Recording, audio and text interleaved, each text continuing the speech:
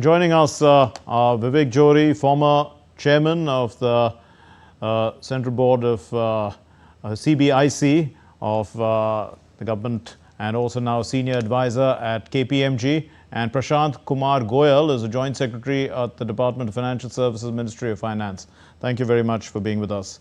Mr. Johri, does simplified tax structure actually mean better compliance, greater collections? Yes, of course. In practice, Yes. that has been our lived experience.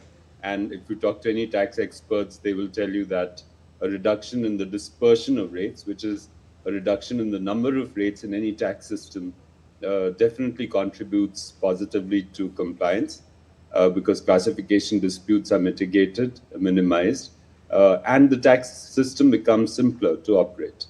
So it definitely results in better compliance. That has been our experience in India as well. Okay. Mr. Goyal, do you expect fewer disputes also to take place now, and also for the tax base to be expanded? Definitely, when the tax rate is lower, there is no reason for any kind of disputes, and the number of tax slabs have been reduced. So now that there is no question of multiple slabs, like which commodity fits into which slab. So it is 5% and 18%. So it has become much more simple, increasing compliance and reducing the compliance burden. Mr. Johri, what about, input tax credit, and to what extent, has it been streamlined, would you say? Because at the end of the day, the taxpayer also wants to, or at least the small and medium enterprises want to get some benefit. See, as far as input tax credit is concerned, as long as the rate of tax applicable to inputs and finished products is the same, there is no inversion in the tax rates, and therefore there's smooth flow of input tax credit in the system. What has happened with the current tax rejig that has been done by reducing the number of rates to 2, and coupled with that, the broadbanding of some finished products at the 5% rate, what it implies is that in some cases you will have inverted duty structure. In an inverted duty structure, the mechanism for allowing an offset of input taxes is through the refund route. And what the government has also announced along with this rate rejig is a complete revamp of the refund system that is currently in operation, so that refunds in the case of input tax credit where there is an inverted duty rate become almost automatic, except very few that get caught in the risk management system. So I think there is a remedy that has been provided. Of course, as long as you continue to have more than one rate, which is a very ideal VAT system, there will always be inversions which you cannot avoid. But as long as you have a refund mechanism that takes care of those inversions, I think it's not a big burden on the taxpayer. Indeed. There are issues of inversion, of course, that continue with regard to services, because most of the services, as you know, are at the 18% rate. Right. And in certain parts of the value chain, particularly in retail businesses, for example, the contribution of input services is quite high, because rentals are high. There are banking services which they make use of, insurance services, and in some of those cases also there could be accumulation of input tax credit. In the current system, refund of accumulation on account of input services is not permitted.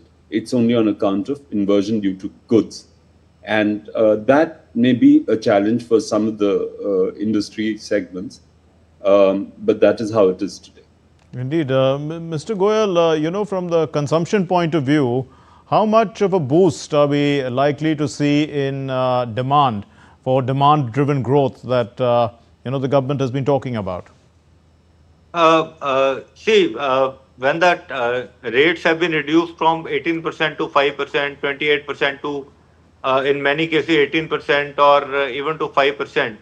So consumers are going to save at least 10% or maybe 15-20% of the overall value of the product which they were actually paying.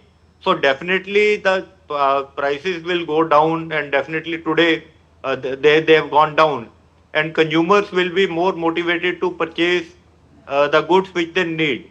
So it will be giving a big boost to the consumption, which will be pushing our economy even higher. Mr. Johri, some estimates say that, we are expecting an infusion of about 2 lakh crore rupees into the economy because of this GST reforms. And, are we likely to see then many jobs being created? And would they be, would this benefit, would this, this boost to the economy be long term as well? Yes, I think so for two reasons. One, because in the immediate aftermath of the cut, starting today, what is expected is a big boost in consumption, and in fact, there are some estimates that have talked about anywhere between 60 to 90 or so, near about basis points of increase in the GDP rate of growth also. Now, that is because of two reasons. One, consumption, which, as the other panelists just explained, is going to be because of the demand boost in consumption.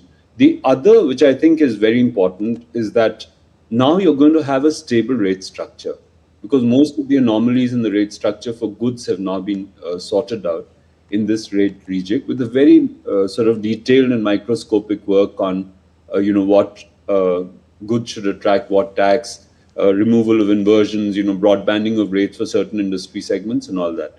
So this rate structure is going to provide stability, and stability is definitely a magnet for more investments in the system. So I think in the medium to long term, what this will also do is to bring in more investments in manufacturing and industry, and that will be another multiplier effect or a spin-off effect of the reduction in the number of rates. So both consumption and investment driven. The third thing, which I would like to mention, is on the export side. Now, as you recall, because there have been some headwinds on the export side because of tariffs imposed by the US, and the stress that our exporters are facing. Now, what this rate rejig has also done is to provide succor and relief to some of those sectors, which are mainly sort of labor intensive, and which contribute quite substantially to exports, particularly to the US market. For example, leather, ready-made garments, textiles, made-up articles of textiles. So there was an inversion in the textile sector, which has been removed.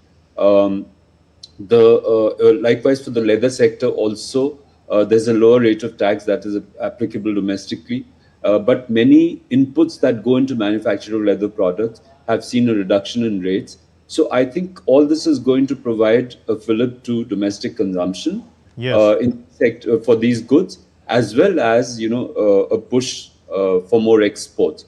Also, because one last point on exports, the export refund regime, it has also been announced in this reform package, has been revamped, and these refunds will now accrue almost automatically to exporters, except, as I said, in the case of those which get hit by risk management parameters. So refunds of GST to exporters will be much quicker, and that itself will provide them more working capital and ease their,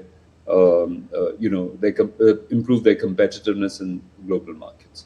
Mr. Goyal, how formalized has the Indian economy become? A post, let's say, Digital India was one kind of reform, and now, of course, GST reforms. How are all these combined to actually formalize the Indian economy? Formalization of Indian economy is happening by a big boost by UPI, by which payments have become easier, and now everybody is making payments through UPI and accepting payments through UPI. And plus GST, which has become so simple, and the rates have gone so down that all the business owners, shop owners, or small or big traders, they now take the GST, and it is also reflected in the year-on-year, month-on-month increase in the GST collections. Although the government is reducing the rates in steps over last few years, but we are seeing that the GST collections in the economy are going up. So it shows that the economy is getting formalized, and people are coming into TaxNet, they are happy to receive payment, make the payments online, and taking the benefit of the whatever tax concession or benefits are being given by the government. We leave it there. Thank you very much, Mr. Prashant Kumar Goyal, Joint Secretary, Department of Financial Services, Ministry of Finance, and Mr. Vivek Johri, former Chairman of the Central Board of Indirect Taxes and Customs, and also Senior Advisor, KPMG. Thank you, gentlemen, for being with us. Thank you.